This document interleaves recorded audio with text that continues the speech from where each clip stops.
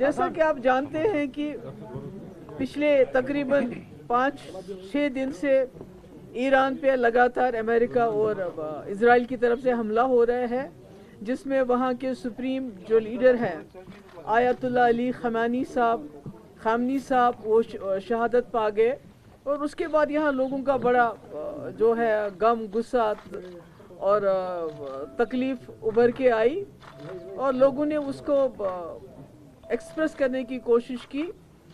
نتیجہ یہ ہوا کہ آج ہزاروں آدمی بلکہ کئی جگہ کئی بچیاں بھی جیلوں میں بند ہیں، اور ہمیں سمجھ نہیں آتا ہے کہ ہم ایک جمہوری ملک میں رہتے ہیں۔ ایک تو جو ہماری دلی میں جو لیڈرشپ ہے، جو اس ملک کی لیڈرشپ ہے، انہوں نے کنڈیم نہیں کیا اس کو، انہوں نے وہاں کے لوگوں کو کنڈولنس نہیں کیا، اور نہ ہی ہمارے یہاں کے جو لیڈرشپ ہے انہوں نے اس کو کنڈولنس کیا، نہ کنڈیم کیا، کہ مطلب ہمارے ایران کے ساتھ بہت ہی زیادہ اور بہت ہی مضبوط رشتے رہ چکے ہیں۔ کشمیر کے مسئلے میں ہر مسلم ممالک جو ہے وہ پاکستان کے ساتھ رہتا تھا، ایک ایران ہے جو ہندوستان کے موقف کو سمجھتا تھا اور اس کے بارے میں بات کرتا تھا۔ جب ہندوستان کے اوپر سینکشنز لگے، ایران ایک واحد ملک تھا جنہوں نے اس کو تیل دیا، اور پیسے لیے بغیر ہی تیل دیا، اور اس کے بعد جو ہے اس کی پیسے کی یعنی ایران کے ساتھ اتنے مضبوط رشتے ہونے کے باوجود آج یہ بڑے افسوس سے کہنا پڑتا ہے کہ ہماری ملک کی لیڈرشپ نے نہ تو وہاں کے لوگوں کے ساتھ اظہار ہمدردی کیا، نہ تو اس کو کنڈیم کیا۔ یہ دیکھ رہے ہیں آپ، مطلب کہ کتنی چھوٹی بچی جو ہے ان کی ساری گھر والے ان کے شہید ہو گئے، اللہ تعالیٰ ان کے درجات بلند کرے۔ تو آج ہم نے سوچا ہم باہر تو پروٹیسٹ کر نہیں سکتے ہیں ایسے حالات میں، کیونکہ دل بہت غم زدہ ہے، دل میں بہت تکلیف ہے۔ تو کم سے کم یہ جو شیطانی طاقتیں ہیں، چاہے وہ نتنیاہو ہو یا چاہے وہ ٹرمپ ہو، تو ہم نے آپ کے سامنے ان کا پتلا جلایا، اور یہ میسج دینا چاہتے ہیں ہم پوری دنیا کو کہ جہاں تک ایران کے لوگوں کا سوال ہے، جموں کشمیر کے لوگ، بالخصوص وادی کشمیر کے لوگ جو مسلم امہ ہے، وہ اس وقت ایران کے لوگوں کے ساتھ ہے۔ ہم ان کی شہادت کو سلام کرتے ہیں، ان کی بہادری کو سلام کرتے ہیں، اور گزارش کرتے ہیں یہاں کی سرکار کو جتنے بھی لوگ جیلوں میں آپ نے بند کیے ہوئے ہیں ان کو رہا کر دیجئے، اور اس کے ساتھ ہی جو آپ نے روح اللہ صاحب اور جنید عظیم مٹو کے خلاف جو FIR درج کی ہے، کیونکہ وہ بولے تو یہ تو نہیں ہے کہ سب اپنی زبان بند کرے، اس کو وڈرا کیا جانا چاہیے۔ Thank you.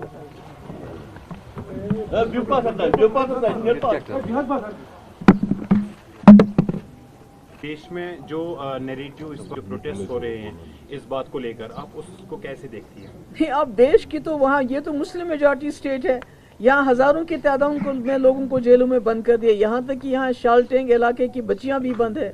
ان کو ان کے گھر والوں سے ملنے نہیں دیا جا رہا ہے۔ یہاں ہمارے ممبر پارلیمنٹ ہے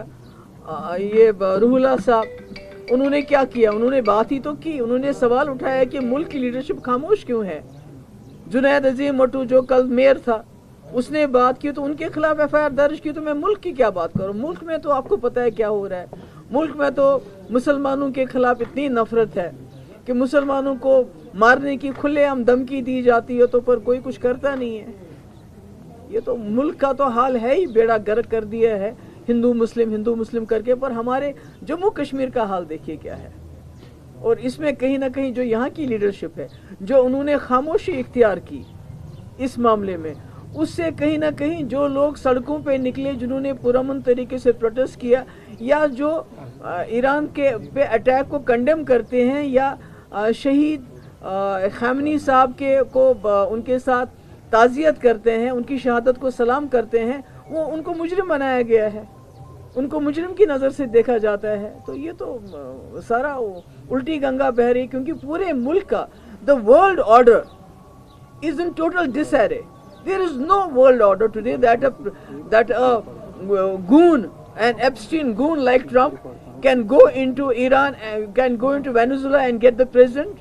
arrest the president, then he goes and attacks Iran along with this another fellow,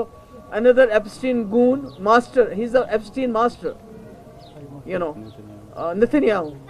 And together they go war criminal. He's also a war criminal. They go and they attack a sovereign country like Iran, and nobody is talking about it. And unfortunately the Muslim countries, مجھے بہت افسوس کے ساتھ کہنا پڑتا ہے جو مسلم countries ہیں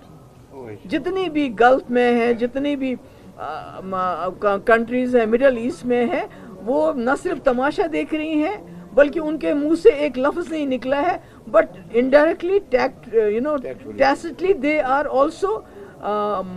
supporting this attack on Iran by providing bases to the Americans and also giving them some kind of tacit support. یہ تو اس سے بڑے افسوس کی کیا بات ہو سکتی ہے اور کہ ہماری مسلم کنٹریز اور اس کے بعد تو ان کی باری ہے اور اس میں مجھے یہ بھی افسوس ہے کہ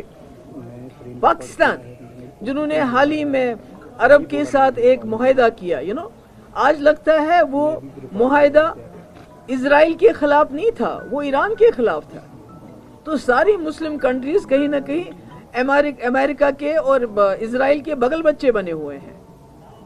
اور ایک ایران اکیلا لڑ رہا ہے تو اس لیے ہمارے دل ہمارے دماغ ہماری روح ان کے ساتھ ہے اور ہم اللہ تعالیٰ سے بھی دعا کرتے ہیں مگر اس کے ساتھ میں یہاں کے لوگوں سے یہ بھی گزارش کرنا چاہوں گی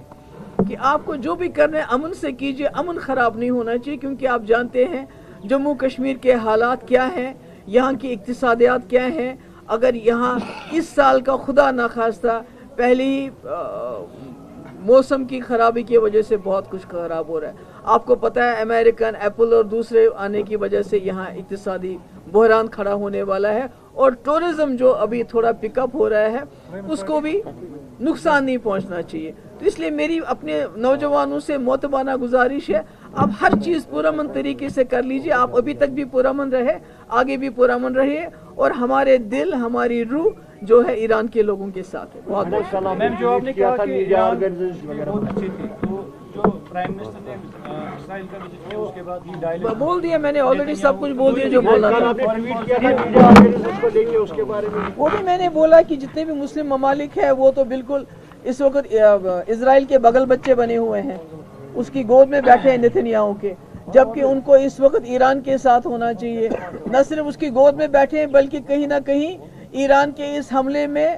ڈائریکٹلی انڈائریکٹلی ان کا ساتھ بھی دے رہے ہیں اسرائیل اور امریکہ کا تھینک یو سو مچ یہاں پہ کچھ گریٹر کشمیر کی بات کری یا گریٹر کشمیر لائف ان کو کل ریسٹرکٹ کیا گیا rising Kashmir brighter Kashmir greater Kashmir Kashmir life وہ تو ہم کہتے ہیں اس کو ہم کنڈیم کرتے ہیں ہمیں تو سمجھ نہیں آتا ہے کہ یہ کیا ہے کہ اگر آپ کے لیڈر دلی میں اور یہاں اس کو کنڈیم نہیں کرتے ہیں اس کا مطلب یہ نہیں کہ سب لوگ خاموش ہو جائیں جو حقیقت ہے وہ بھی جرنلسٹ نہ دکھائے میڈیا نہ دکھائے it's highly condemnable thank you so much